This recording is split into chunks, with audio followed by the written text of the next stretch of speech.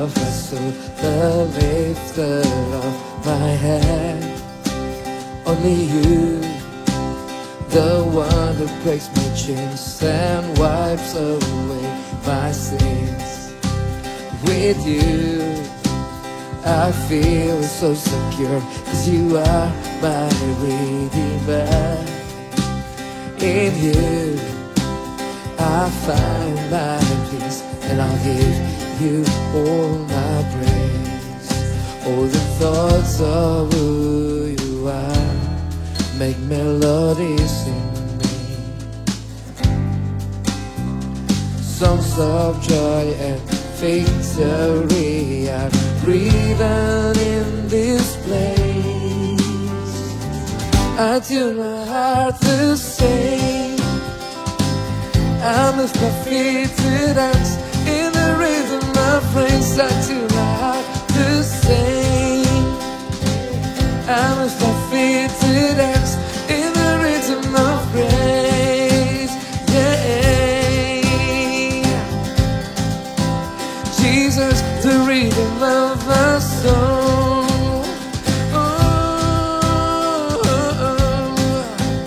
Jesus, the rhythm of my soul.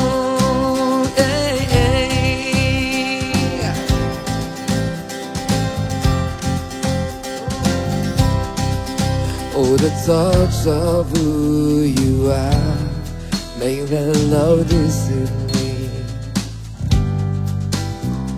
songs of joy and victory are written in this place. I tune my heart to sing, I lift my feet to dance in the rhythm of praise. I tune my heart to sing, I lift my feet to dance in the rhythm of praise. Jesus, the rhythm of my soul.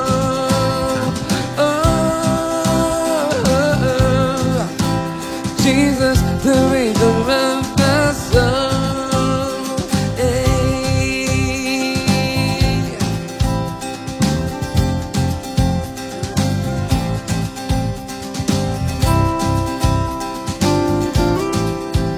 Jesus, the rhythm of my soul. Haleluya.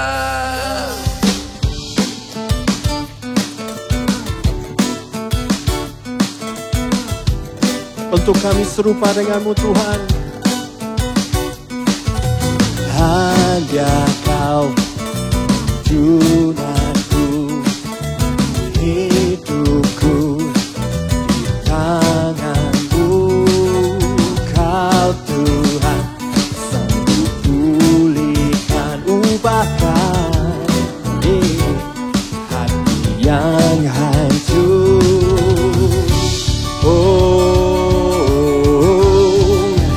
Aku milikmu selamanya. Bentuk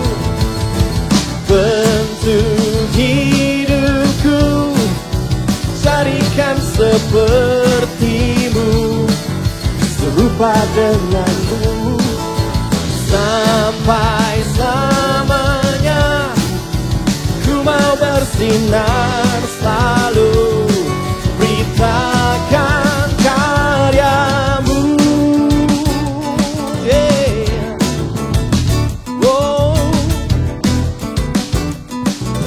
Hanya Kau penjunan kami Tuhan, hanya Kau penjunanku, hidupku. Kau Tuhan sanggup pulihkan, ubahkan hati yang hancur.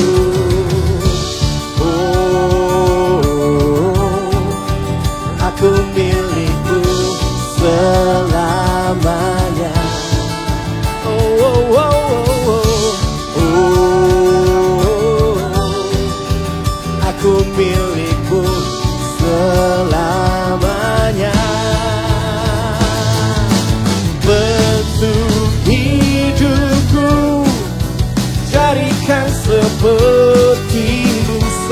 denganmu selamanya. Selamanya ku mau bersinar selalu, beritakan karyamu. Oh, oh, oh, oh, yeah. Sebab kau Tuhan, sebab kau Tuhan, jalan kehidupan masa depan. Oh, cerah membentang. Sebab kau Tuhan, jalan kehidupan masa depan, cerah membentang.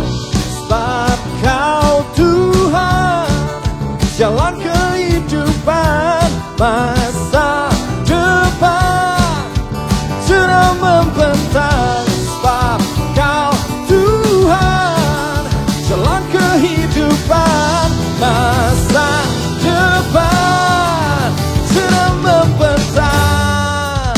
Bentuk hidupku jadikan sepertimu. Oh, oh, oh, serupa denganmu sampai selamanya. Ku mau bersinar selalu, beritakan karyamu. Bentuk hidupku jadikan sepertimu, semakin serupa denganmu. Oh, sampai selamanya ku mau bersinar selalu, beritakan karyamu.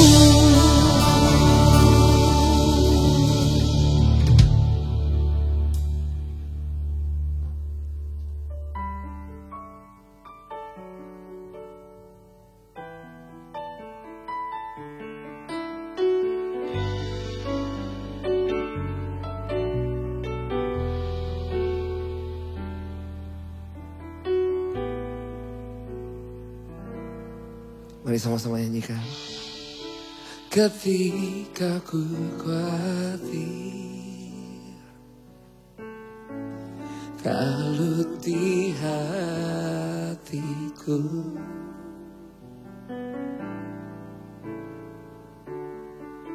ku datang padamu, nyatakan doa dan ucapan syukur. Damai sejahtera yang melampaui segala akal akan memelihara hati dan pikiranku dalam Kristus Yesus.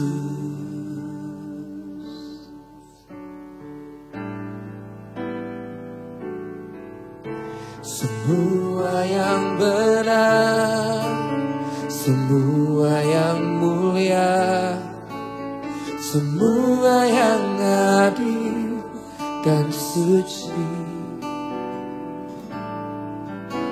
semua yang manis, yang sedap didengar, semua kebajikan yang patut dipuji, ku pikirkan semua itu.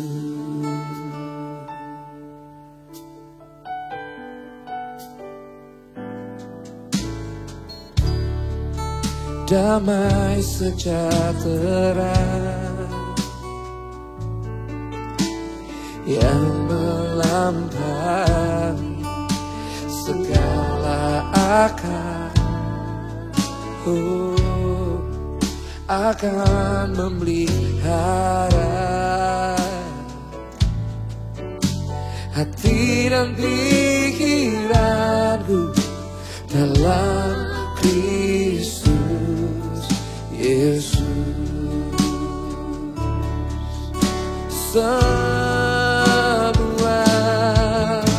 Semua yang benar, semua yang mulia, semua yang adil dan suci,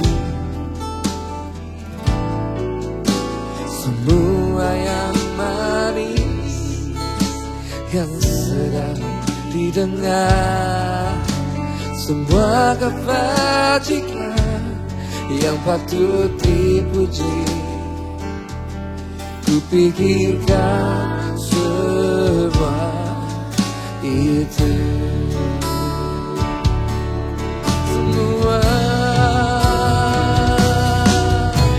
semua yang benar, semua yang mulia, semua yang adil dan suci, yang sedang didengar, semua kebajikan yang patut dipuji. Kupikirkan semua itu, semua yang benar, semua yang mulia, semua yang adil dan suci,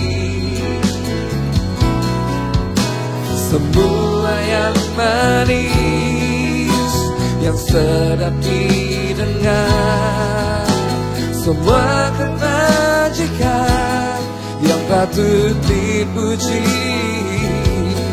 Kupikirkan semua itu, semua yang benar, nyanyikan dengan penuh iman, semua yang mulia, semua yang adil dan suci, semua yang manis, yang sedap didengar, semua kebajikan yang patut dipuji. Kupikirkan semua itu,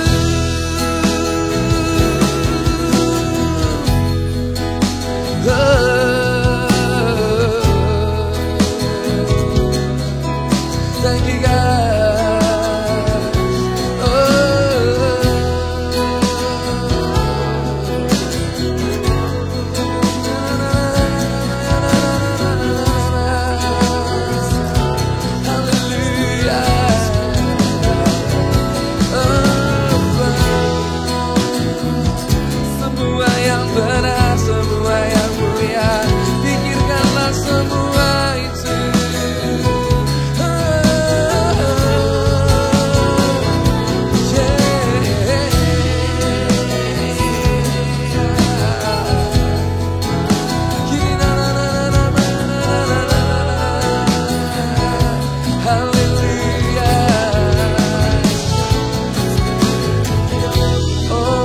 Damai sejahtera yang melampaui segala akal memenuhi hati dan pikiran kami.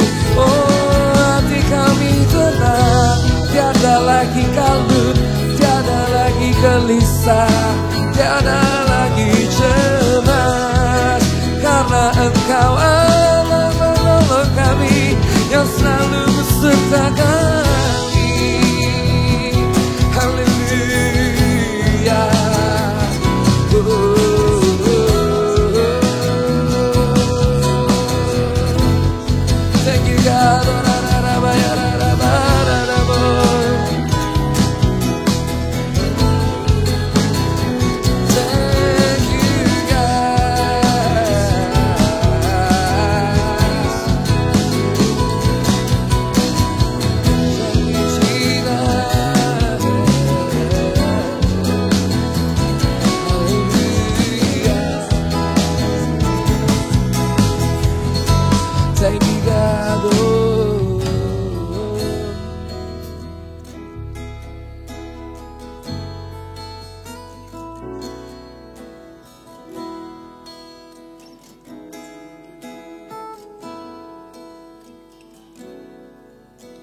semua kebajikan yang patut dipuji. Ku pikirkan semua itu. Semua kebajikan yang patut dipuji. Pikirkanlah semua itu. Pikirkanlah semua itu.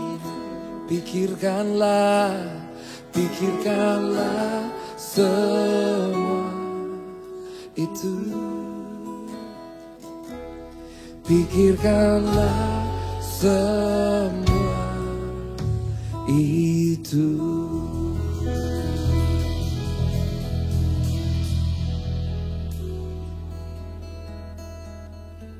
Thank you, God.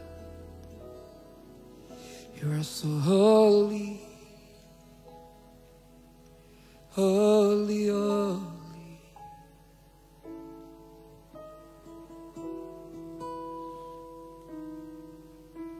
Your presence fills this place. There is no better moment than within His presence. Seek His face and listen to His voice. Oh, I want to walk away from the glamour of the world and dwell in His house all the days of my life.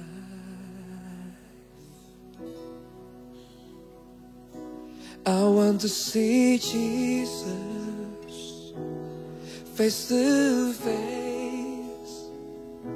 I want to run deep into the secret place, here in His presence.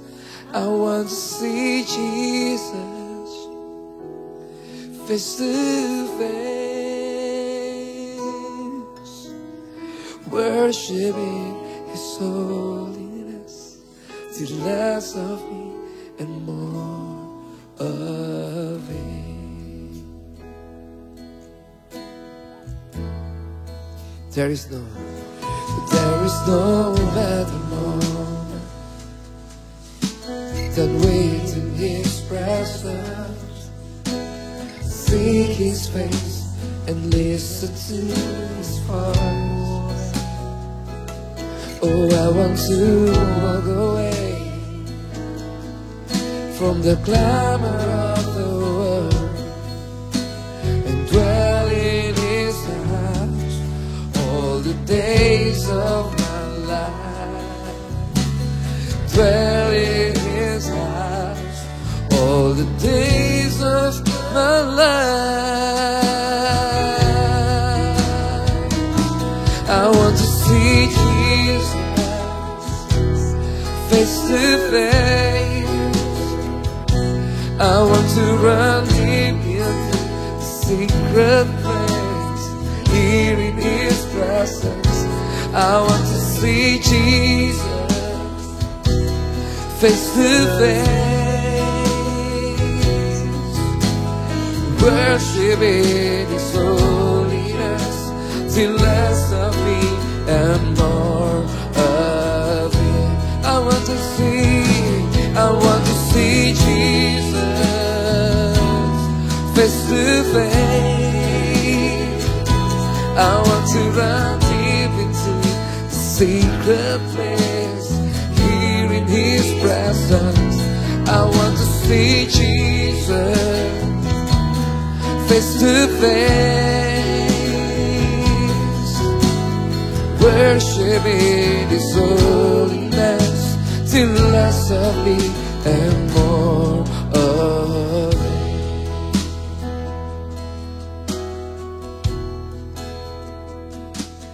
In this quiet place, secret place, I'll wait only for Him.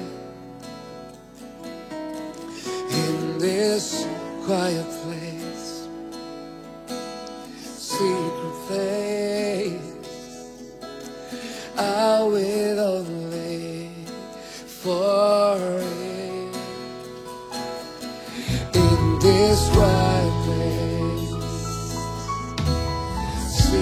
place. I'll wait only for it. In this quiet place, secret place, I'll wait only for him. I want to see Jesus face to face. I want to run deep into the secret place, here in his presence. I want to see Jesus face to face. Yeah, worship in his holiness, till less of me and more of it. Sekali lagi, I want to see, yeah, face to face.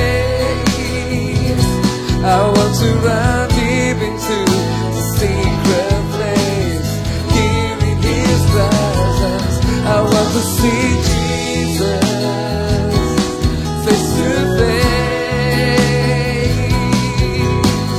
Worship in his holiness, till less of me and more of it.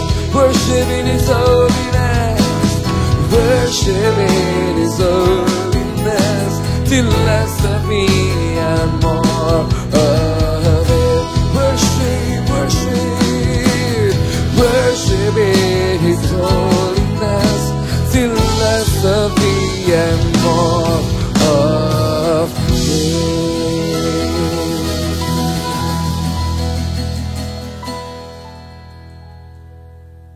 Sungguh indah hadirat-Mu ya Tuhan. Kalau kami boleh merasakan ya Tuhan kebaikan dan kemurahan Tuhan dari tempat ini ya Bapa. Terima kasih untuk Roh Kudus-Mu yang menguatkan kami, memberikan kami pengharapan, memberikan kami kekuatan yang baru ya Tuhan. Terima kasih ya Bapa untuk mujizat dan terobosan yang Kau berikan di dalam kehidupan kami. Berkati kami terus ya Tuhan, buat kami semakin merendahkan diri kami, sehingga Engkau semakin ditinggikan dalam kehidupan kami. Terima kasih ya Bapa, berkati kami semua, berkati semua jemaat Tuhan yang menyaksikan tayangan ini dimanapun mereka berada. Kiranya karya-Mu bekerja dengan dahsyat dan luar biasa dalam kehidupan mereka. Di dalam nama Tuhan Yesus kami berdoa dan mengucap syukur. Amin. Shalom Bapak Ibu sekalian, welcome home. Selamat datang di ibadah online Gereja Mawar Sharon, Surabaya Barat. Kami percaya hadirat Tuhan dari tempat ini bisa hadir dimanapun Anda berada, di rumah Anda, di dalam perjalanan, dimanapun Anda menyaksikan tayangan ini, saya percaya Tuhan bisa menjamah Anda. Welcome home sekali lagi buat Anda semua. Berapa banyak yang kangen untuk ibadah secara live gitu ya? Wah, saya sudah kangen. Mari kita berdoa sama-sama supaya kita bisa bertemu lagi di dalam hadirat Tuhan, di dalam ibadah bersama-sama di tempat ini. Beberapa pengumuman buat Bapak Ibu sekalian. Yang pertama, untuk ibadah dan CG sementara tetap dinonaktifkan dan Anda bisa ikut CG, ikut Connect Group lewat Zoom. Bagi Anda yang ingin informasi lebih lagi, kalau Anda ingin bergabung di mana ya saya bisa bergabung, Anda bisa kontak nomor yang ada di bawah layar Anda dan segera hubungi kami dan tim kami akan menghubungi Anda sehingga Anda bisa tertanam, bertumbuh, dan berbuah di dalam kehidupan kerohanian Anda bersama-sama dengan kami. Amin. Nah, kita akan memberikan persembahan hari ini. Untuk bagaimana caranya memberikan persembahan, ada nomor rekening yang ada di dalam layar kaca Anda. Dan juga Anda bisa scan QR Code yang ada. Dan mari kita memberikan persembahan. Firman Tuhan berkata, di mana hartamu berada, di situ juga hatimu berada. Jadi ketika kita memberikan persembahan kita, bukan hanya kita memberikan keuangan kita, tapi kita memberikan, mengekspresikan hati kita, cinta kita kepada Tuhan. Jadi mari kita berikan yang terbaik untuk Tuhan hari ini. Mari kita berdoa bersama-sama. Bapa kami di dalam surga, kami mengucap syukur dan berterima kasih karena karya-Mu begitu besar, begitu dahsyat, begitu luar biasa dalam kehidupan kami.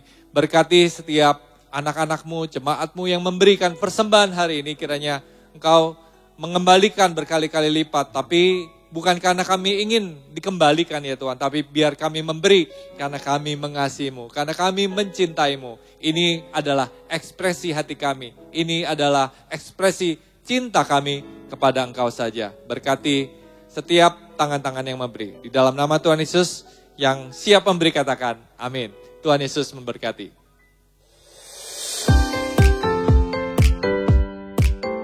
Jangan lewatkan ibadah GMS Online tanggal 26 Juli 2020 dengan tema The Power of Kindness bagian kedua bersama Pastor Philip Mantova. Kami menyediakan hotline layanan FLC, Connect Group, dan GMS Surabaya Barat selama masa bekerja dari rumah. Jika Anda membutuhkan layanan jemaat, silahkan hubungi nomor yang sudah tersedia. Untuk persembahan dapat dilakukan dengan scan QR Code di HP Anda melalui aplikasi BCA Mobile, Sakuku, OVO, Dana, GoPay, ShopeePay, dan Link Aja, atau transfer melalui rekening BCA atas nama GRJ Mawar Sharon.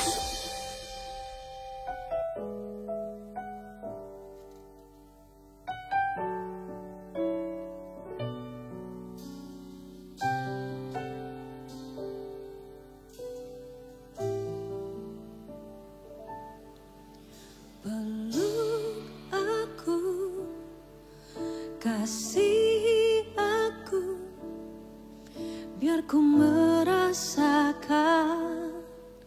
dekapan kasih-Mu.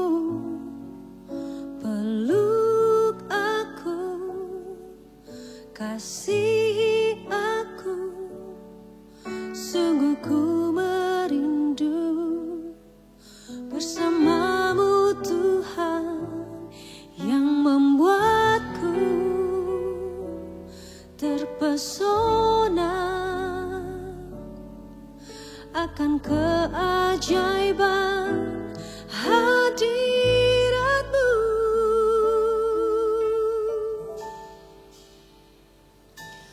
Bukanlah jawaban yang ku perlu, tapi jamahan yang ubahkanku. Bantu diriku untuk merasakan Kau selalu hadir di hidupku. Mari rasakan kasih Tuhan. Naikkan pujian ini. Peluk aku, kasih aku, biar ku merasakan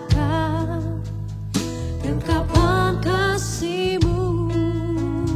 Peluk aku, kasih aku, sungguh ku merindu bersama-Mu Tuhan.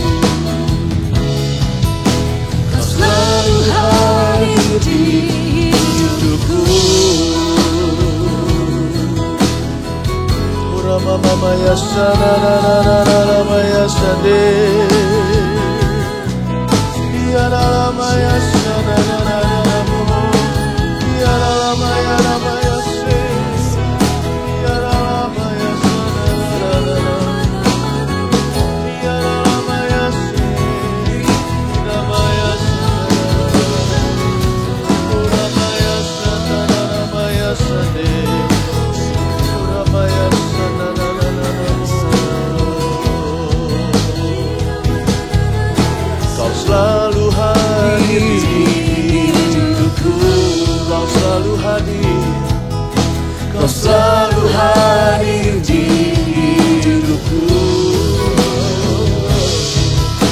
Kau selalu hadir di hidupku.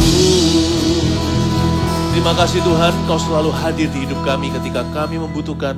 Kau selalu ada di situ dan pegang kendali. Thank you Tuhan. Sampaikan firman-Mu, tolong dan bantu jemaat-Mu untuk menjadi orang-orang yang baik di akhir zaman ini yang sungguh-sungguh memuliakan Tuhan. Jadikan kami orang-orang yang berguna bagi sesama kami dan bagi kerajaan Tuhan. Engkau sudah terlalu baik, kasih-Mu cukup bagi kami. Ini waktunya kami berbagi. Ajari kami, duduk diam di kaki Yesus untuk menjadi seperti Kristus dalam segala perkara. Terima kasih Bapa, dalam nama Yesus. Amin. Puji Tuhan. Shalom jemaat yang dikasihi Tuhan Yesus. I love you. Tuhan mengasihi-Mu. Kami juga sangat mengasihi dan merindukan-Mu. Hari ini saya rindu membawa satu pesan dari Roh Kudus untuk kita. Yang saya beri judul The Power of Kindness. Kekuatan hati yang baik. Ya, the power of kindness, orang Samaria yang baik hati. Kita sama-sama buka firman ini di Lukas pasal 10 ayat 25. Hari ini dan minggu depan saya bagi jadi 2 babak. Akhir pekan ini part 1. The power of kindness, orang Samaria yang baik hati. Lukas 10 ayat 25. Mari kita baca.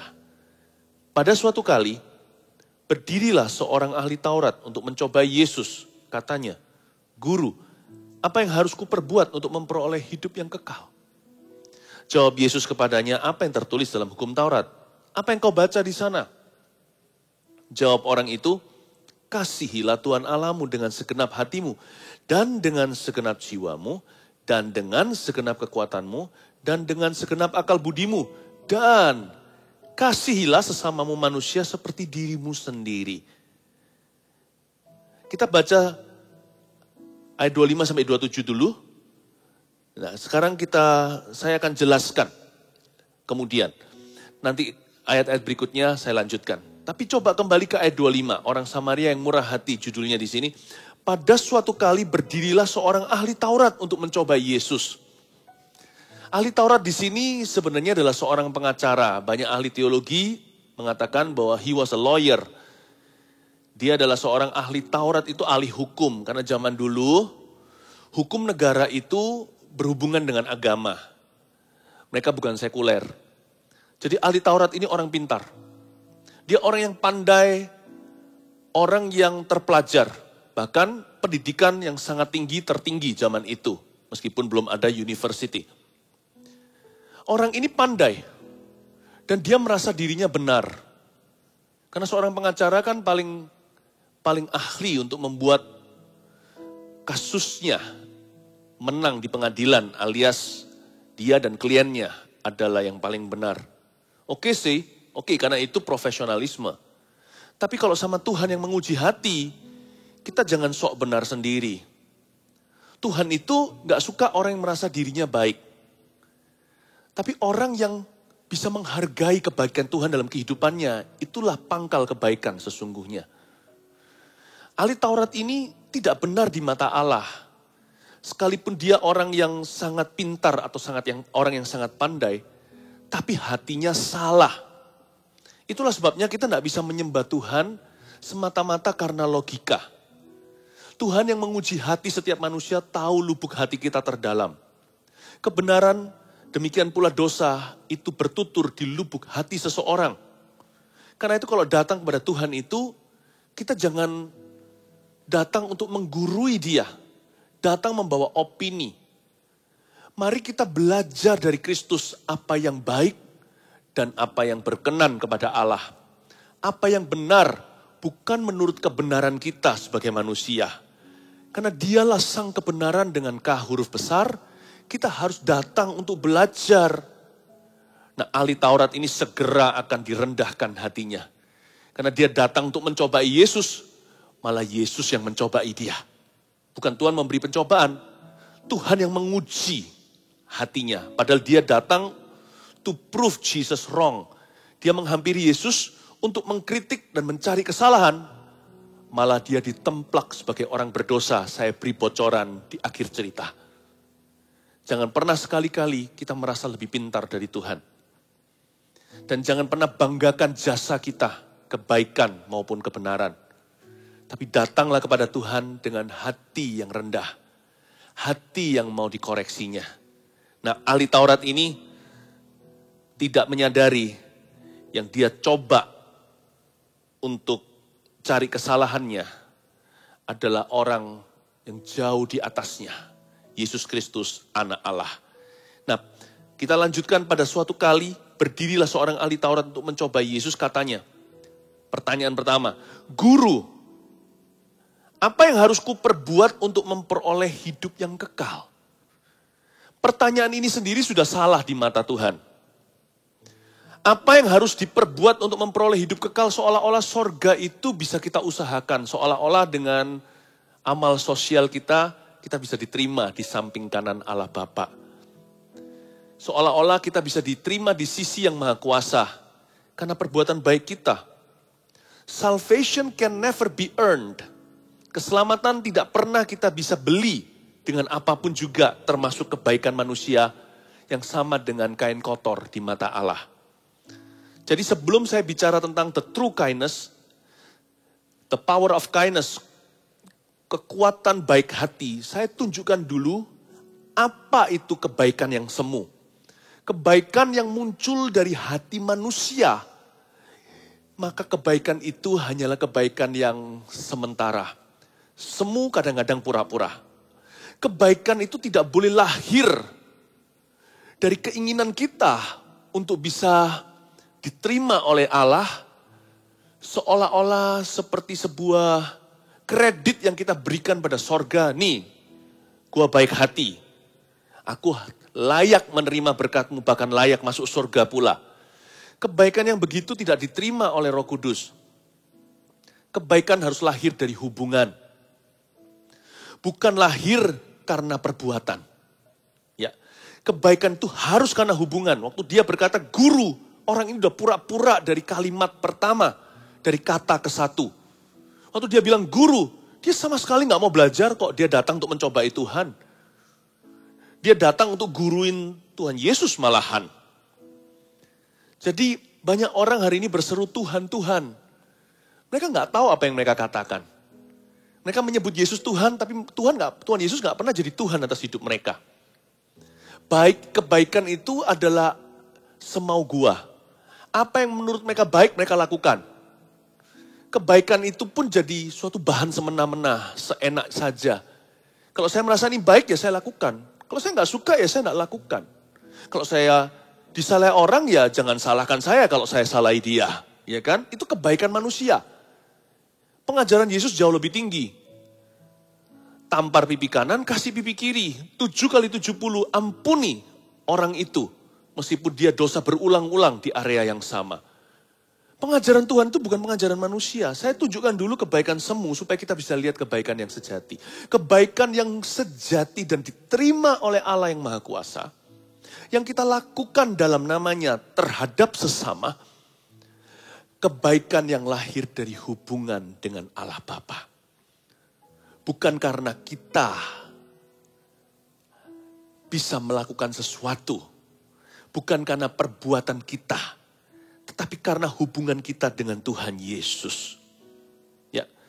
Maka lihat di ayat yang ke-26. Jawab Yesus kepadanya, apa yang tertulis dalam hukum Taurat?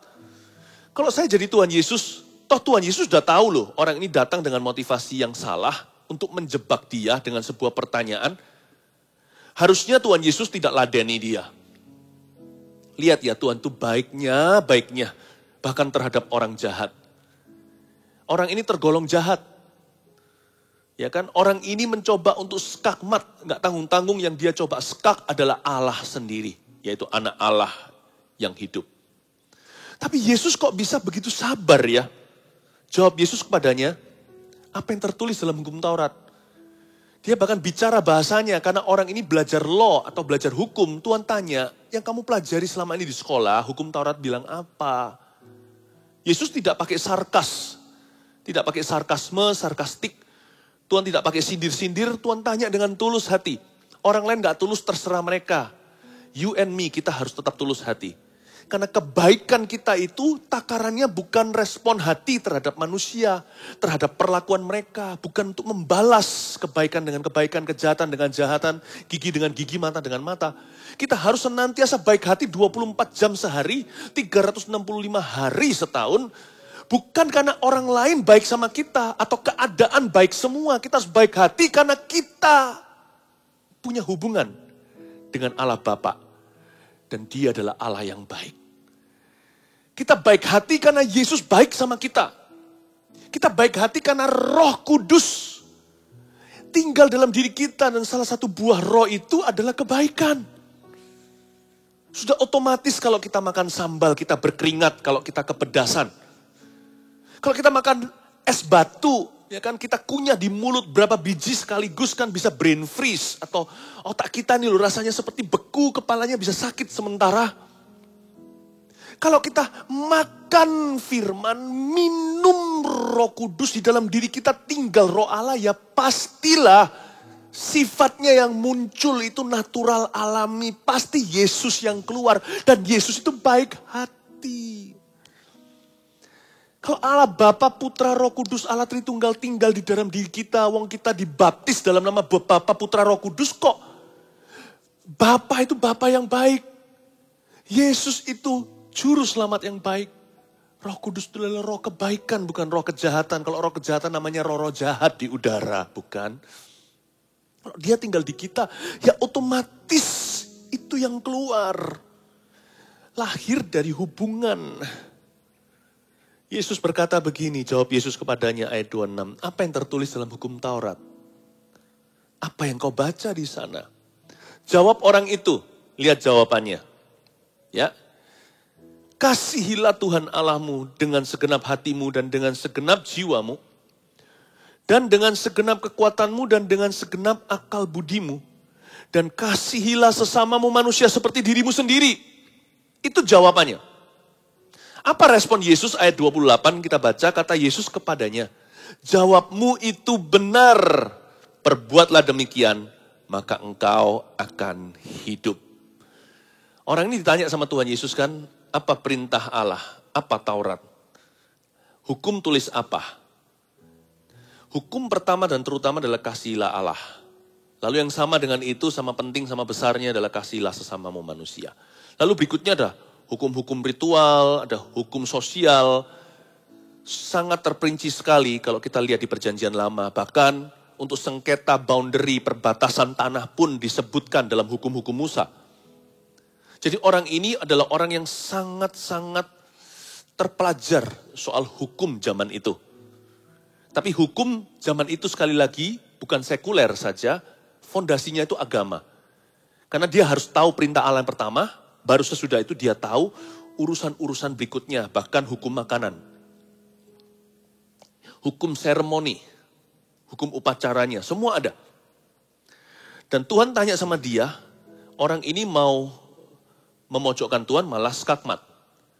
Keluar dari mulutnya kalimat yang akan menguji hatinya sendiri. Hukum terutama apa? Orang itu berkata, kasihilah Tuhan Allahmu dengan segenap hatimu dan dengan segenap kekuatanmu. Kasihilah sesamamu manusia. Jadi kalau kita lihat seperti ini, jawaban dia, padahal motivasinya salah. Harusnya Tuhan Yesus tidak memuji dia, bukan? Tapi heran, di ayat 28, Yesus kok memuji dia? Kata Yesus kepadanya, jawabmu itu benar. Bravo, good job. Selamat, Anda dapat 100. Benar sekali jawabanmu. Saya kagum sama Yesus. Yesus itulah personifikasi kebaikan sempurna. Gak ada orang seperti Yesus, makanya itu ketika ada satu orang lagi pernah panggil Yesus begini, guru yang baik. Apakah perintah Allah yang pertama, yang utama? Yesus berkata, kenapa kamu panggil aku guru yang baik? Kenapa kamu panggil aku yang hanya guru yang baik? Karena hanya Allah yang baik. Tuhan ingin mencelikkan mata orang itu. Jangan anggap Yesus guru agama. Tidak sanggupkah orang itu dicelikkan mata? Tidak sanggupkah dia melihat bahwa Yesuslah Allah yang baik itu? Yesus itu baik luar biasa. Dialah personifikasi kebaikan. Kebaikan itu adalah seorang pribadi. Sebelum dia menjadi buah dalam diri kita. Karena kita menerima Yesus menjadi satu di dalam hati kita. Kebaikan itu seorang, bukan sesuatu. Jadi buah, karena kita tertular. Tapi kebaikan itu seorang pribadi, a person, you know. A person, you see. Yesus itu baik, kalau saya baca di ayat 28 ya. Saya jadi berkata dalam hati sambil mengelus-ngelus dada. Kok ada orang sebaik Yesus ya? Kok ada gitu loh. Makanya itu membuat saya juga agak sedikit gak habis pikir kadang-kadang kita ini kok bisa kecewa sama Tuhan ya. Kecewa itu kecewa sama orang jahat. Kecewa sama diri sendiri masih masuk akal. Kecewa sama Tuhan. Kecewa sama orang baik aja agak sedikit keterlaluan. Yang gak pernah salahi Anda, selalu memiutangi, berkorban apalagi. Kok bisa kecewa sama Tuhan tuh gimana? Hanya karena alasannya dia maha kuasa. Harusnya dia bisa luputkan saya. Tuhan tuh baik sekali. Kalau saya jadi Tuhan, saya udah marahi orang ini. Skakmat, tahu rasa lu. Tuhan enggak, Tuhan puji dia dan itu bukan sarkasme. Tuhan puji dengan tulus, kata Yesus, jawabmu itu benar. Belajar dari Yesus. Dia selalu fokus kepada hal-hal baik dalam diri seseorang, termasuk di dalam diri orang yang jahat sama dia. Dia bisa menemukan perkara-perkara indah. Jadi fokus Yesus dalam perbincangannya dengan pengacara ini di ayat 28, Yesus fokus pada pertanyaannya yang baik, bukan pada motivasinya yang jahat. Jesus focuses on the good question instead of on his bad intention. Kalau saya jadi Tuhan sudah gak enak bicara sama orang ini. Kalau saya maha tahu, saya tahu motivasi. Saya gak akan bisa langgeng bicara sama dia. Selain saya hindari, saya akan coba kalahkan dia dalam perdebatan. Tapi Yesus malah layani, kok bisa begini? Dia fokus kepada pertanyaannya yang bagus. Bukan kepada niat hatinya yang jahat. I admire Jesus. The power of kindness, you can never know, kita gak pernah bisa mengerti kekuatan baik hati sebelum kita bisa melihat Allah yang baik. Akan susah jadi orang baik kalau kita tidak dekat dengan Allah yang baik.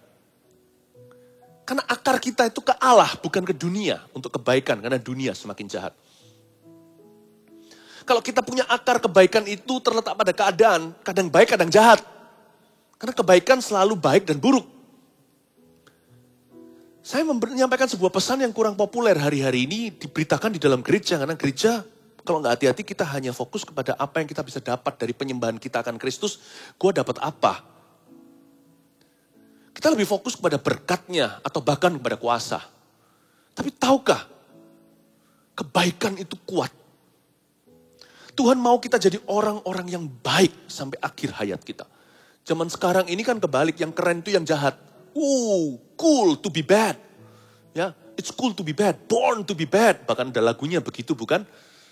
Keren gitu loh kalau kita lahir jadi orang yang jahat. Ya kan?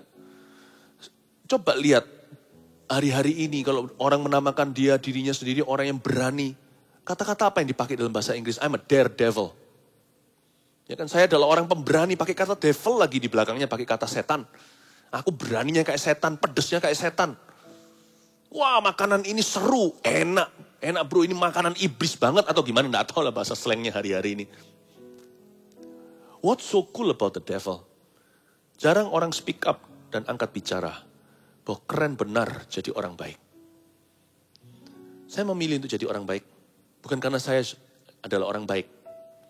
Tapi kayak saya menyembah Allah yang baik. And I know, ada kuasa dalam kebaikan. There is power. Kebaikan itu mengandung kuasa untuk hubungan kita dengan sesama kita.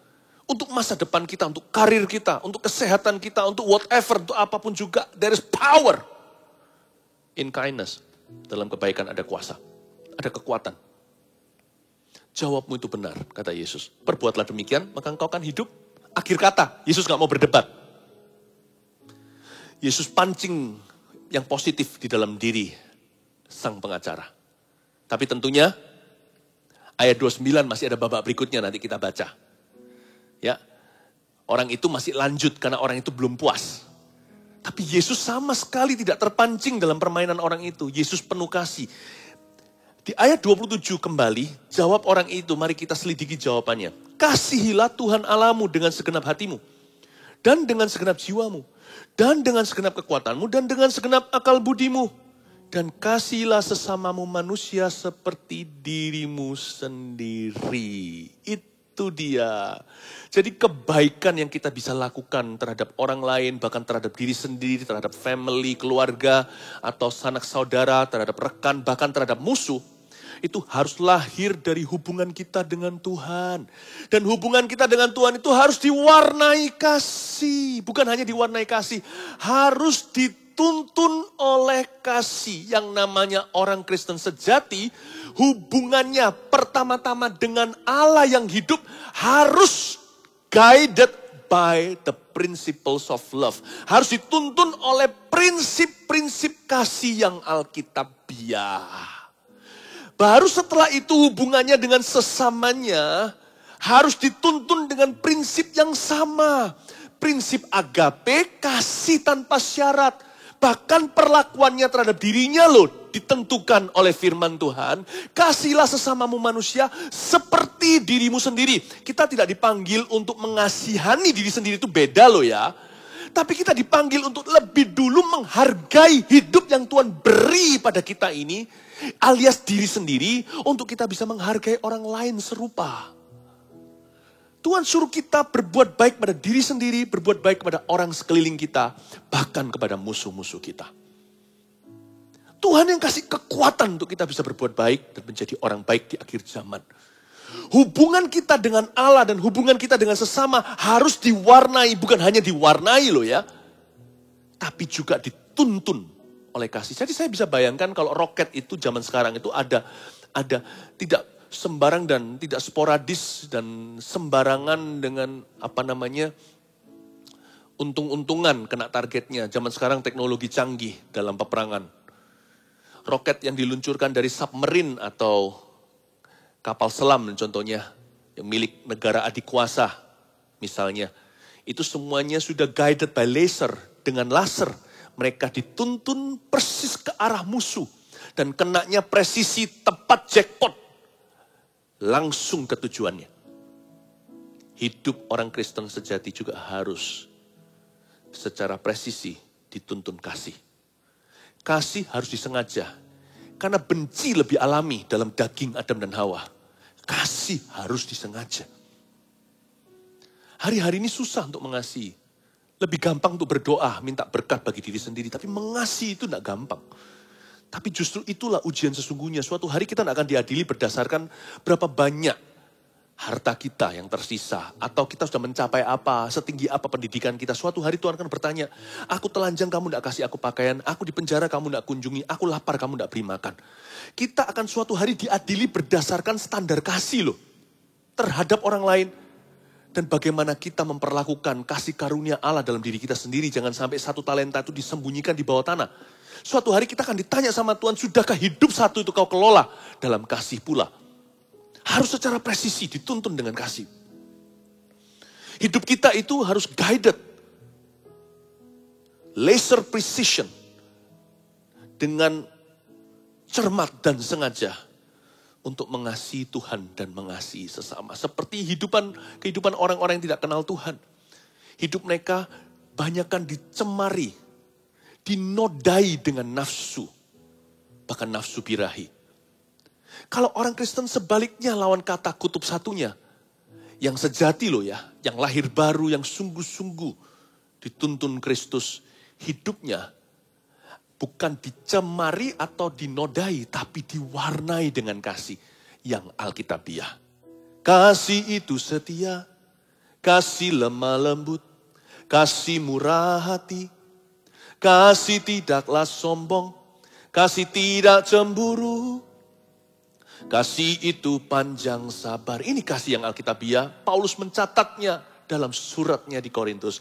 Kasih itu setia, kasih lemah lembut, kasih murah hati, kasih tidaklah sombong, kasih tidak cemburu, kasih itu panjang sabar. Ini lasernya Tuhan Yesus dalam kehidupan kita. Kasih itu setia. Alkitab berkata, kasih lemah lembut, kasih murah hati, gak pelit, memperhatikan yang lain pula. Kasih tidaklah sombong, kasih tidak cemburu, kasih itu panjang sabar. Belajar dari Yesus. Saya jelaskan ayat-ayat ini, jawaban orang itu teori. Lalu Yesus personifikasi. Gimana Yesus ladeni pengacara yang mencoba untuk seret dia ke pengadilan dengan jebakan. Loh, ini kalau si Yesus salah jawab, kena deh dia. Kena dia. Langsung ke mahkamah agama. Tapi Yesus layani. Saya bisa melihat Yesus bukan hanya mengajari. Yesus mempraktekkan. Karena dia adalah kasih. Saya ajari kita semuanya untuk mengerti.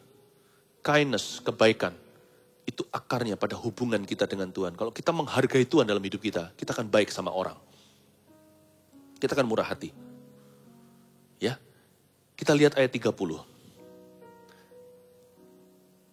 Ayat yang ke-29. 29. Seperti saya katakan tadi, orang ini belum puas. Dia lanjutkan. Ayat 29 bunyinya, tetapi untuk membenarkan dirinya, orang itu berkata kepada Yesus, dan siapakah sesamaku manusia? Ayat 29 ini sangat-sangat notabene pengacara. Orang ini berusaha membenarkan dirinya. Karena memang itu keahliannya. Dan juga sebenarnya kali ini di ayat 29 sudah ada templakan. Orang ini bukan semata-mata cari gara-gara. Tapi dia mulai terusik rasa amannya.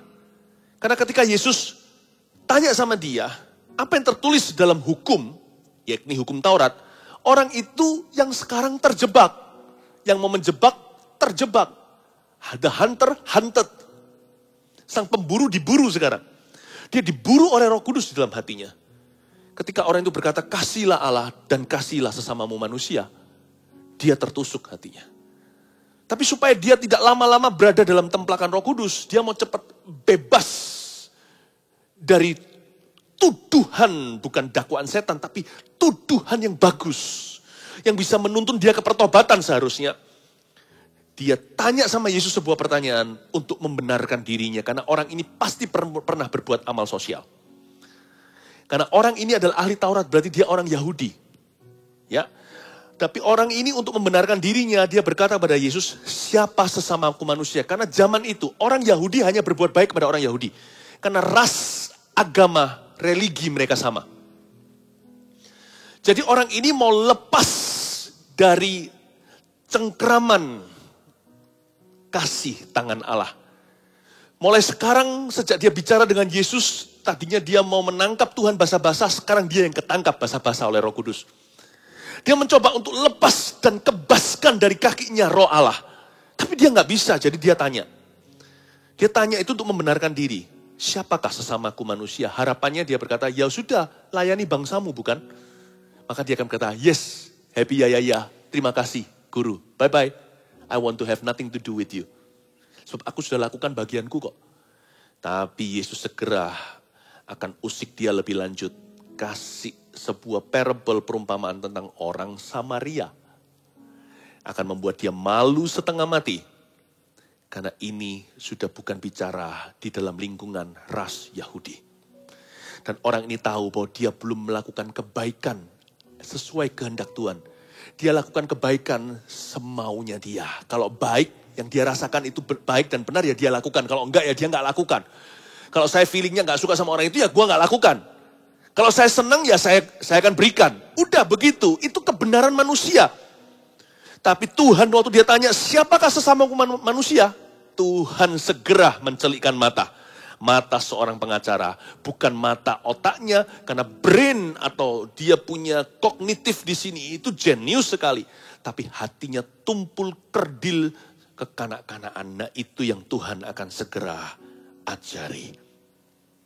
Ayat 30, jawab Yesus. Adalah seorang yang turun dari Yerusalem ke Yeriko. Ia jatuh ke tangan penyamun-penyamun yang bukan saja merampoknya habis-habisan, tetapi yang juga memukulnya, dan yang sesudah itu pergi meninggalkannya setengah mati. Kebetulan ada seorang imam turun melalui jalan itu. Ia melihat orang itu, tetapi ia melewatinya dari seberang jalan. Demikian juga seorang Lewi datang ke tempat itu. Ketika ia melihat orang itu, ia melewatinya dari seberang jalan. Berhenti sampai ayat 32. Yesus memberi perumpamaan. Kalau saya sih merasa bisa jadi perumpamaan ini kejadian sesungguhnya. Yesus pakai contoh itu. Karena di ayat 30 ada sebuah jalan turun dari Yerusalem ke Yeriko yang disebut sebagai jalan angker. Itu beneran secara geografis. Hingga hari ini aja loh. Orang Yahudi jalan ke situ tuh bahaya karena Yeriko dan Yahudi. Yeriko, orang Yahudi tidak boleh masuk ke daerah Yeriko yang berada dalam teritori Palestina. Ini masalah politik dunia lah sudah. Sampai sekarang aja, the Jews, orang Israel, Yahudi maksudnya, tidak boleh ke situ. Zaman itu juga sama, belum ada jalan highway, jalan tol segala, belum ada peradaban seperti hari ini di zaman purbakala.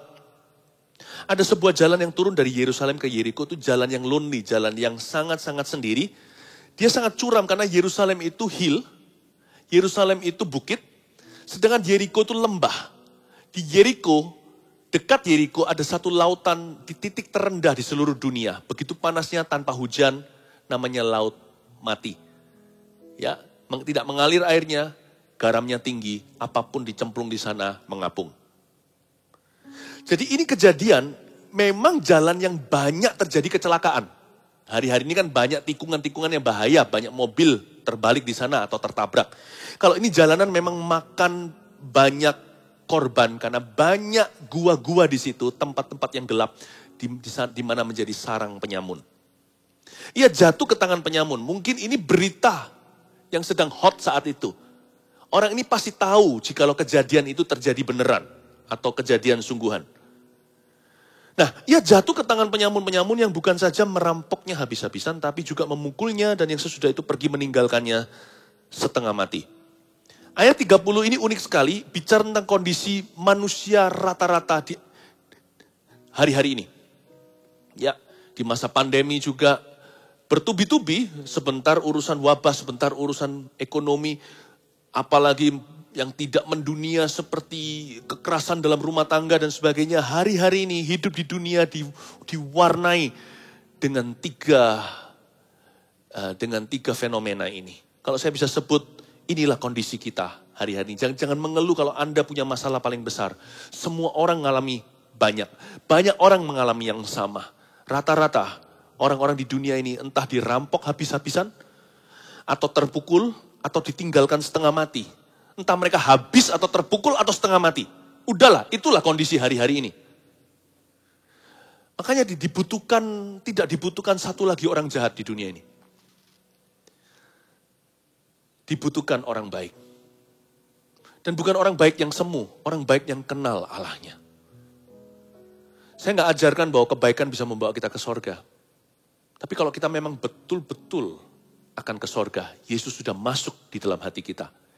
Nggak bisa tidak, kita pasti jadi orang lebih baik setiap tahunnya. Jadi orang yang benar, yang tambah hari, tambah baik terhadap sesama. Dunia ini membutuhkan orang baik. Karena dunia ini sudah dirampok habis-habisan. Kita nggak perlu tambah satu lagi perampok. Nggak perlu tambah lagi satu ekor setan. Dunia ini sudah terpukul, banyak orang terpukul. Terpukul ini, terpukul ekonomi, keluarganya mati. Ada aja deh. Kiri kanan kita terpukul semua. Dibutuhkan orang-orang yang peduli. Dibutuhkan orang-orang yang penuh dengan kehidupan, yang optimis, yang bisa menguatkan iman, bisa mendoakan, bisa menurunkan Tuhan dalam situasi. Karena zaman ini sekarang banyak orang ditinggalkan dalam kondisi setengah mati. Setengah mati pekerjaannya, setengah mati keuangannya, setengah mati kesehatannya, setengah mati kondisi keluarganya. Setengah mati, tidak punya masa depan. Jadi izinkan saya untuk mengatakan bahwa perumpamaan ini adalah realita hari-hari ini. Sebelum kita masuk ke lakon sesungguhnya nanti, yaitu si pria Samaria, saya ajak kita untuk melihat dua figur pengharapan yang sangat mengecewakan. Yang pertama di ayat 31, kebetulan ada seorang imam turun melalui jalan itu. Ia melihat orang itu tapi ia melewatinya dari seberang jalan. Dia lihat lalu lewat. Seorang imam itu seorang hamba Tuhan di perjanjian lama, bahkan di perjanjian baru zaman Yesus, imam itu priest. Mereka itu pendeta penuh. Dan pendeta di atas semua pendeta itu yang 1 tahun sekali bisa masuk ke ruang maha suci namanya imam besar. Imam ini harusnya menjadi teladan umat. Harusnya menjadi figur pengharapan, the figure of hope.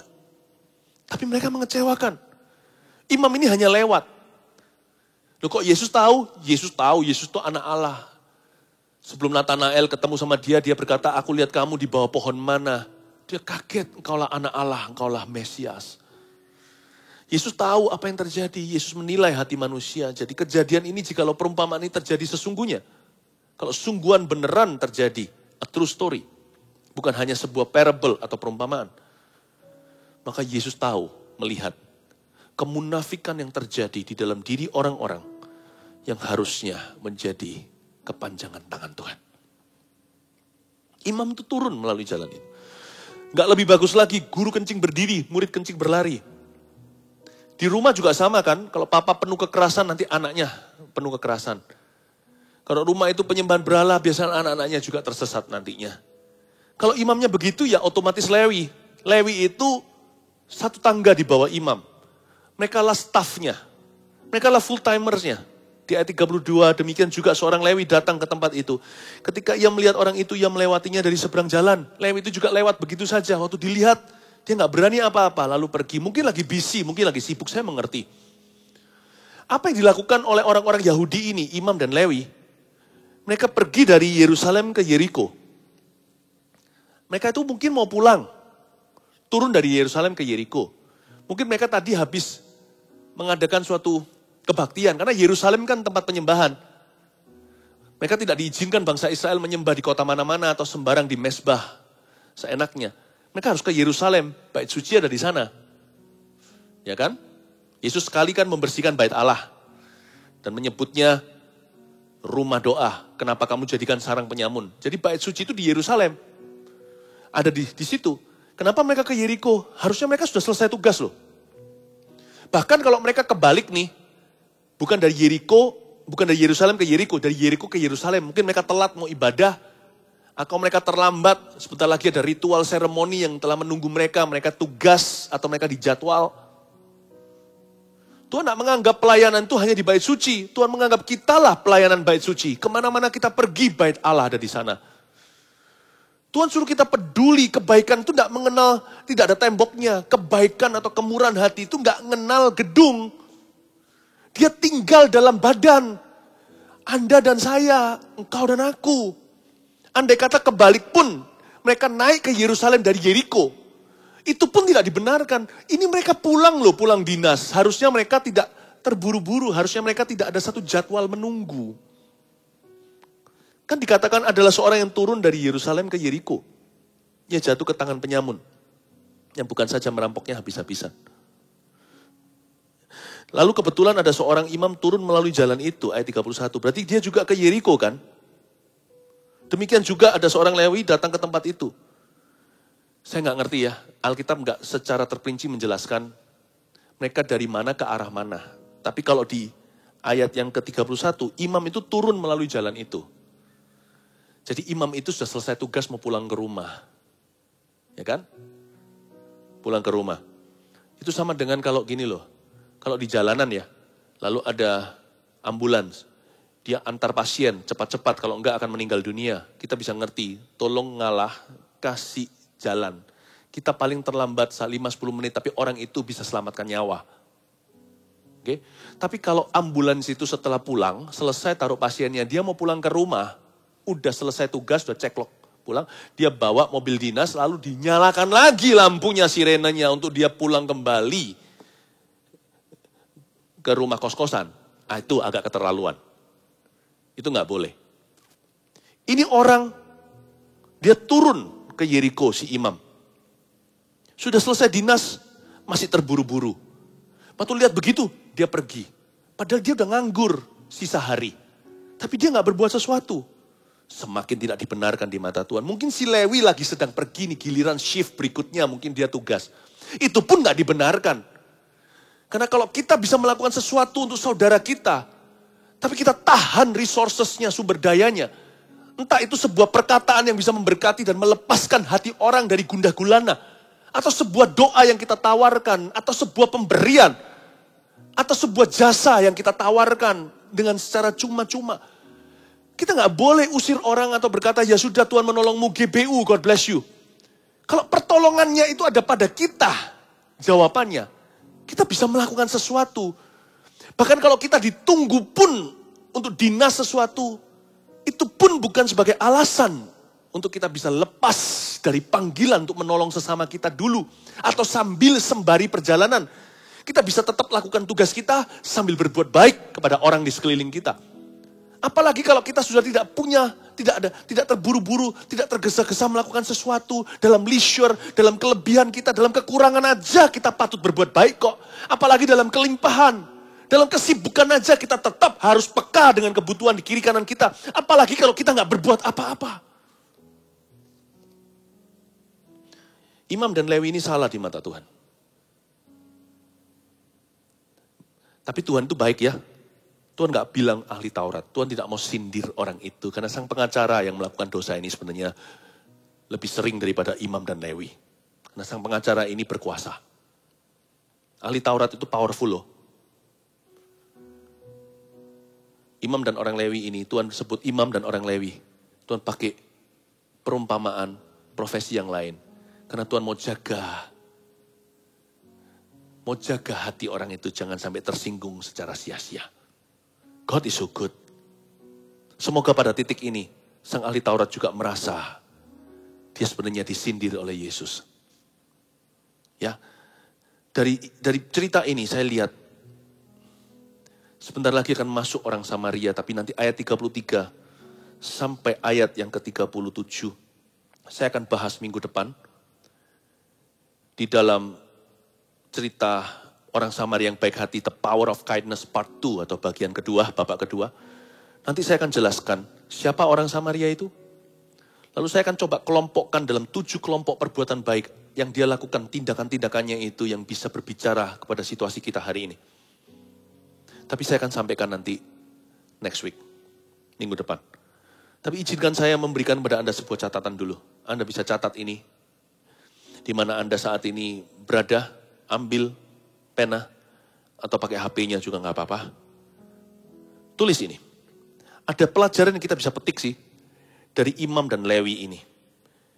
Yaitu bagaimana supaya hidup kita dipakai Tuhan tanpa rintangan dari diri sendiri. Agar kita dipakainya. Maka 3 hal ini jadikan pedoman. Karena Tuhan itu baik, Tuhan itu cukup bagi kita. Jangan kita itu hitung-hitungan dengan Tuhan. Jangan pamrih. Panggilan untuk menjadi orang baik itu adalah untuk kita semuanya. Dalam kekurangan dan kelebihan kita. Dalam kelimpahan, dalam kesusahan. Kita dipanggil untuk menjadi orang demikian. Menjadi seperti Kristus. Itu artinya menjadi orang baik juga. Seperti Kristus. Nah 3 hal ini coba dicatat.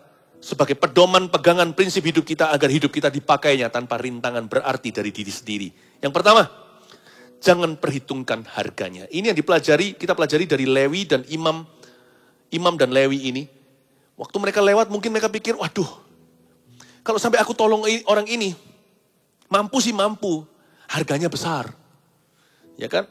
Resikonya tinggi. Kalau saya tolong dia nanti bagaimana? Padahal sesama orang Yahudi loh. Belum orang Samaria. Ini kawan loh sama ras sama agama bahkan. Orang Samaria itu lain cerita. Orang Samaria itu musuhnya orang Yahudi. Jadi yang tolong orang yang kasihan sekali yang dirampok habis-habisan ini nanti adalah musuhnya. Ya. Coba bayangkan. Teman tidak mau bantu dia. Teman tutup sebelah mata. Karena Imam dan Lewi ini terlalu memperhitungkan harganya. It's too costly. Terlalu resiko, terlalu bahaya, terlalu dangerous for them. Kalau nanti aku tolong dia, nanti kalau aku sendiri dirompak gimana? Kalau nanti aku tolong dia, aku terlambat gimana? Aku ada janjian makan atau gimana? Saya ngerti lah, alasan apapun juga masuk akal sih. Tapi gak masuk hati. Kadang-kadang Tuhan itu gak selalu tidak masuk akal kok. Tuhan itu selalu masuk akal karena Allah kita tertib. Tapi ada waktunya akan terjadi kompetisi di mana hati atau akal sehat bicara. Saya tidak berkata kalau kita ikuti hati, kita tidak ikuti akal sehat. Tapi andai kata anak saya diserang sama binatang buas. Dan saya tahu itu sudah ada anak saya dalam cengkeramannya.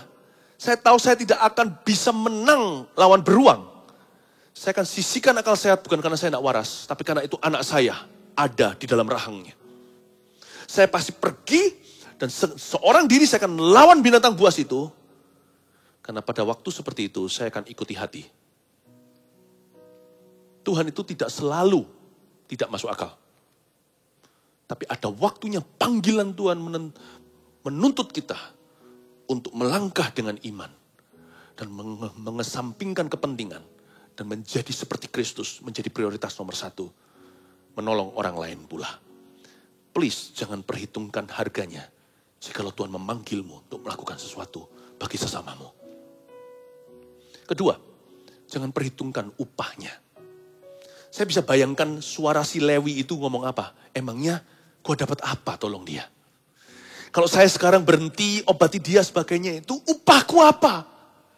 Yalah upahku besar di sorga, tapi I'm happy this way kok.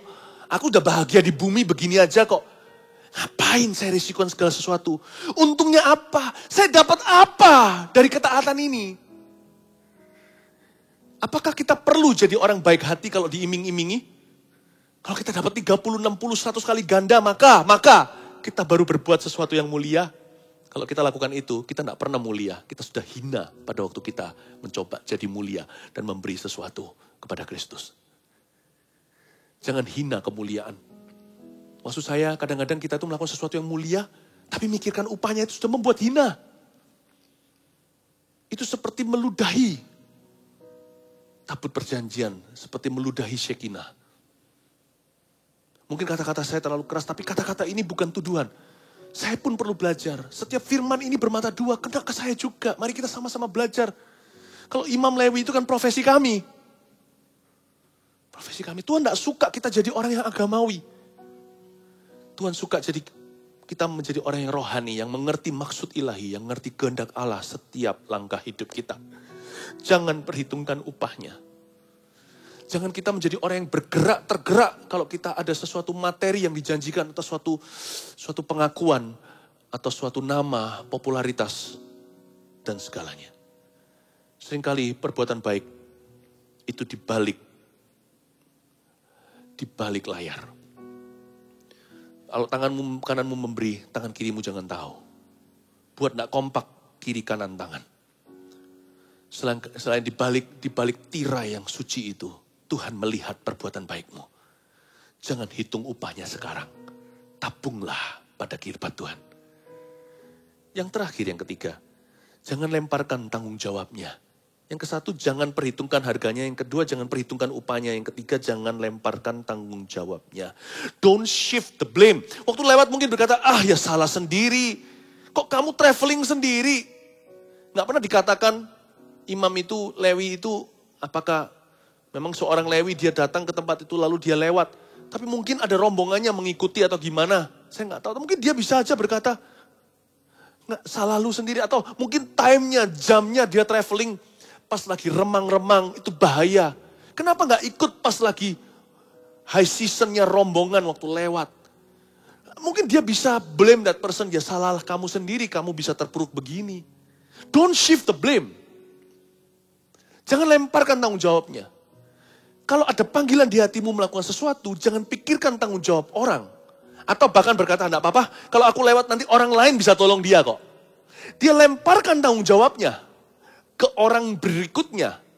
Pasti ada yang membantu orang ini. Enggak apa-apa, it's not me, it's just not me. Bukan aku, orang lain. Lalu kita pergi seolah-olah tidak terjadi apa-apa.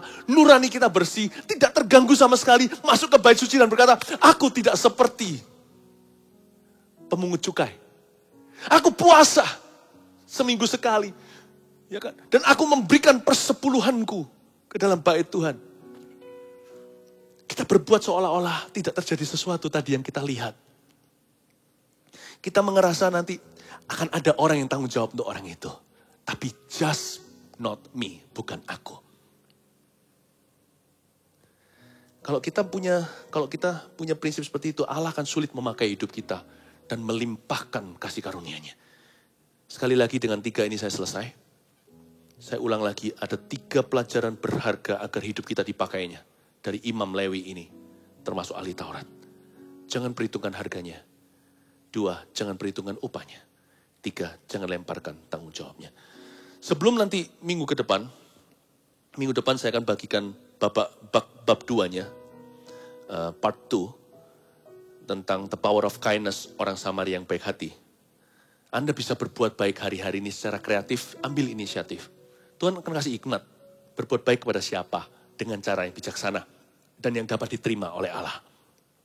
Ya, dengan cara yang tidak merugikan diri sendiri juga tentunya. Saya dorong Anda untuk melakukan sesuatu. Mari kita di hari-hari, di minggu-minggu terakhir ini, dengan iman, saya imani.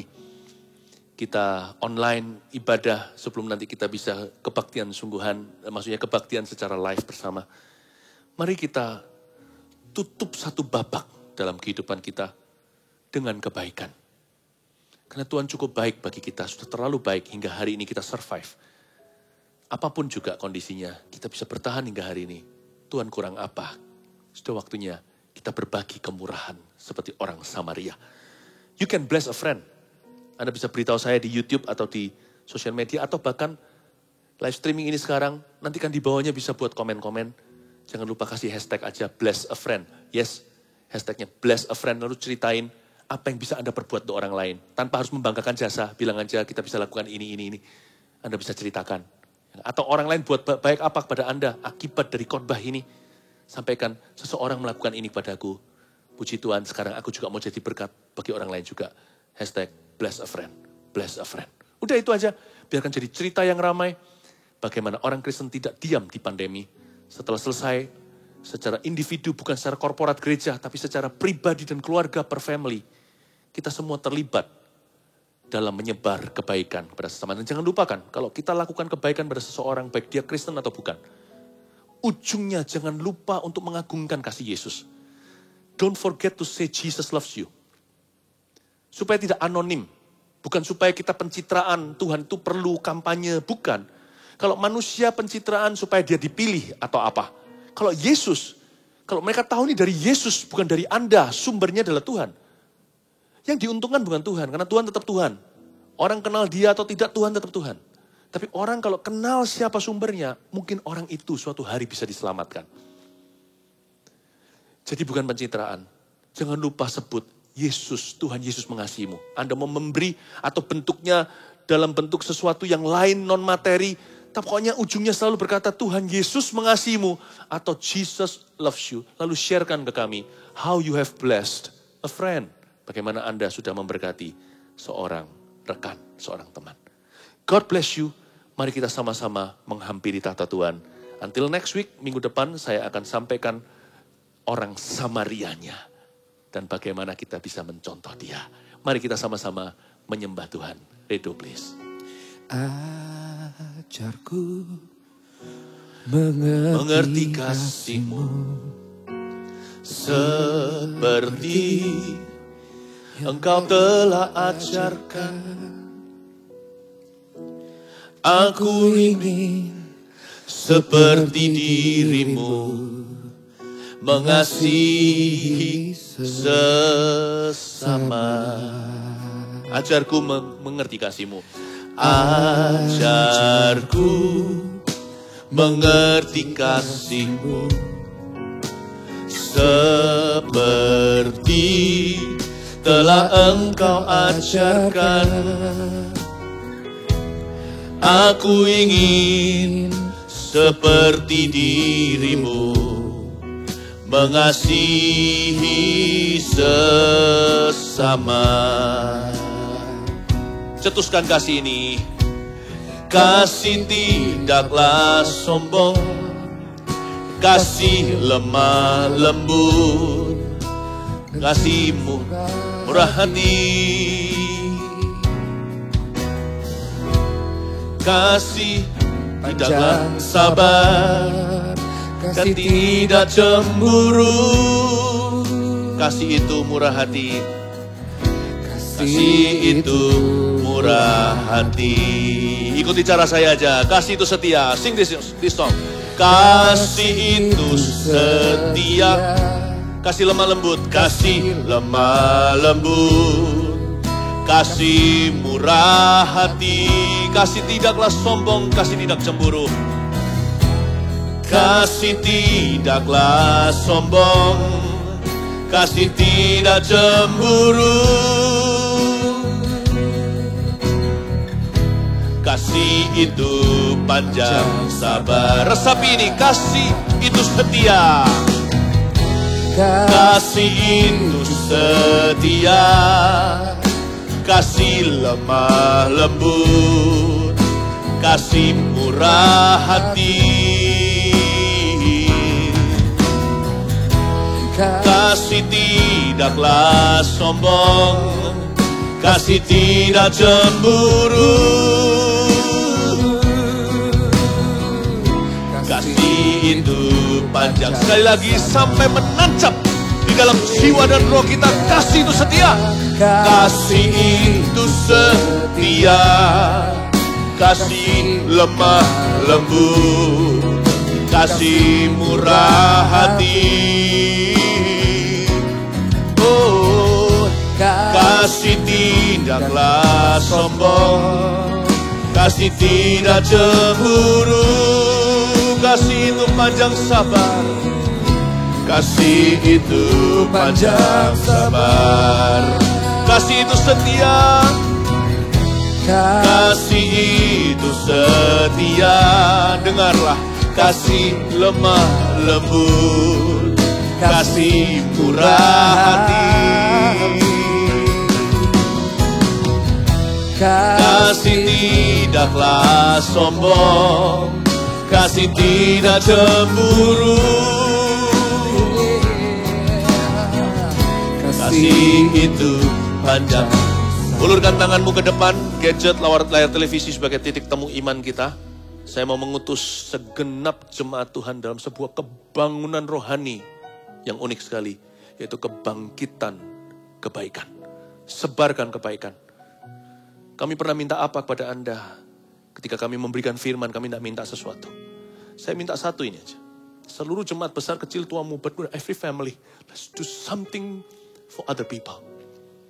In His name, dalam namanya. Ulurkan tanganmu.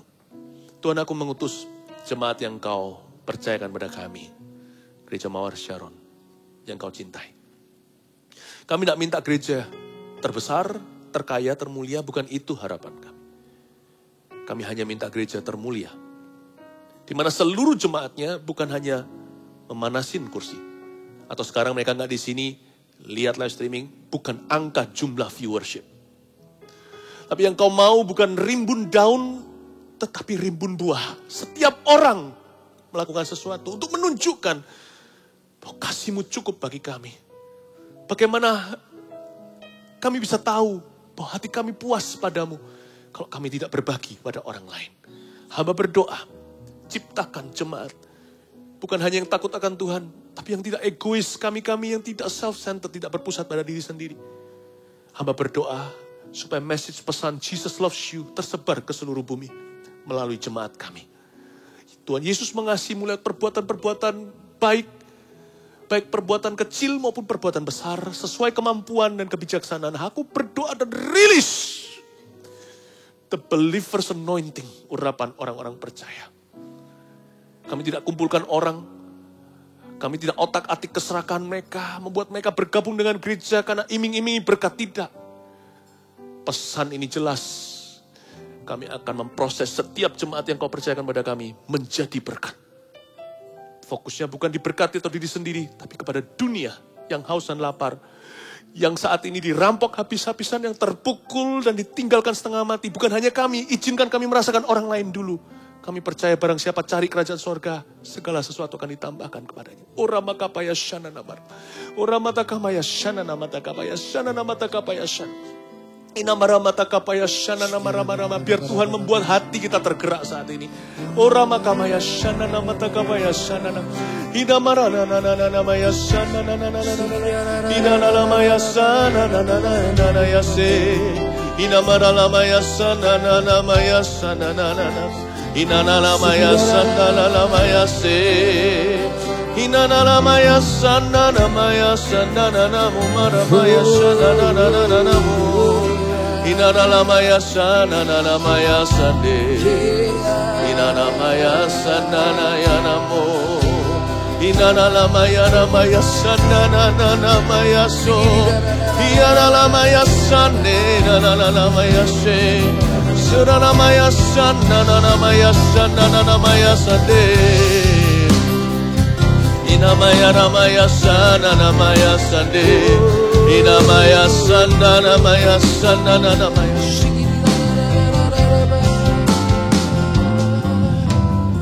Roh Kudus taruh di hati saya beberapa kata-kata hikmat dan pengetahuan ini. Ada satu orang yang mau jual mobilnya. Saya beritahukan di dalam nama Yesus pembelinya akan datang. Anda dalam keadaan keuangan yang baik-baik. Tapi mobil itu pernah dipakai kendaraan sebagai kendaraan kerja untuk urusan pekerjaan Anda, bukan kendaraan pribadi. Tapi sekarang pekerjaan itu tutup meskipun kondisi keuangan Anda baik-baik. Anda mau jual mobil itu, Anda bertanya-tanya dalam hati, apakah ini aku jual dan untuk apa? Dengar, Anda memang Anda minta peneguhan dari Tuhan kalau Anda mau berbuat baik untuk menjual mobil itu, untuk menolong seseorang yang Anda tahu, untuk menolong keluarga dalam kesusahan. Saya tahu ada orang yang begitu, dan Roh Kudus beritahukan pada saya, pembelinya sudah datang, salah satu teman Anda akan membelinya, dan keuangan dari hasil penjualan itu akan menolong banyak orang. You go and help people. Dapat restu dari Tuhan Yesus, God bless you.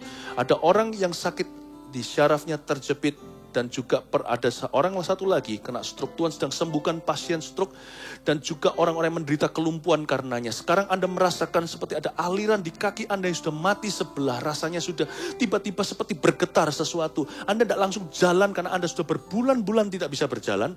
Tapi mulai hari ini terapimu akan diberkati. Anda akan kembali berjalan normal dalam waktu 3-4 bulan ke depan. Tuhan Yesus menyertai kakimu akan bertumbuh muscle atau ototnya kembali. Karena Tuhan memperhatikan Anda sedang dilawat Tuhan saat ini. Terima kasih Yesus. Dan satu orang yang diare cukup berat karena depresi. Saya nggak tahu apa hubungannya, tapi pokoknya Anda sampai ke belakang terus-menerus di masa-masa hari-hari ini ada stres sekali. Tapi hari ini Anda berkata, aku mau bertobat dari hidup bagi diri sendiri dan memikirkan diri sendiri. Dan sekarang Tuhan Yesus sedang menyembuhkanmu. Terimalah kesembuhan dari Roh Kudus di dalam nama Yesus Kristus. Receive healing. Terima kasih Tuhan, terpujilah namamu. Haleluya. Ora makapayashe. Sing a song. Ora makapayang paramatayashana. Haleluya. Kasih lemah lembut, kasih amin. Kasih tidaklah sombong, kasih tidak cemburu, kasih itu panjang sabar. Angkat kedua tangannya seperti ini. Di akhir ibadah ini, mari kita menghampiri tahta Tuhan sekali lagi dan bersyukur. Haleluya, haleluya, haleluya. Bercahaya bagaikan bintang-bintang di tengah kegelapan, terpancar terang kasih Tuhan. ku Mau bercahaya bermegah dalam Dia, menyaksikan kemurahan Tuhan, menceritakan perbuatan Tuhan. Ku rindu hidup selalu bercahaya dalam kemuliaan-Nya. Mari kita matraikan dengan lagu ini. Kau bercahaya bagaikan bintang-bintang, di tengah kegelapan terpancar terang kasih Tuhan. Kau bercahaya bermegah dalam Dia, menyaksikan kemurahan Tuhan, menceritakan kebaikan Tuhan. Ku rindu hidup selalu bercahaya dalam kemuliaan-Nya. Ku rindu hidup selalu bercahaya dalam kemuliaan-Nya. Ku rindu hidup selalu bercahaya dalam kemuliaan-Nya. Mari kita angkat tangan kita, terima berkat dari Allah Bapa yang baik, yang mengasihi kita. Berkat dari Yesus Kristus, Juru Selamat kita yang baik. Allah Roh Kudus, sumber kebaikan, Roh yang tinggal dalam diri kita, menyertaimu, keluar masukmu, memberkati pundi dan bakulmu, memberkati kesehatanmu dan hubungan rumah tanggamu, memberkati seluruh orang-orang di sekelilingmu karena dirimu. Terimalah berkat ini, hai jemaat yang dikasihi Tuhan, dalam nama Yesus Kristus. Amin. God bless you.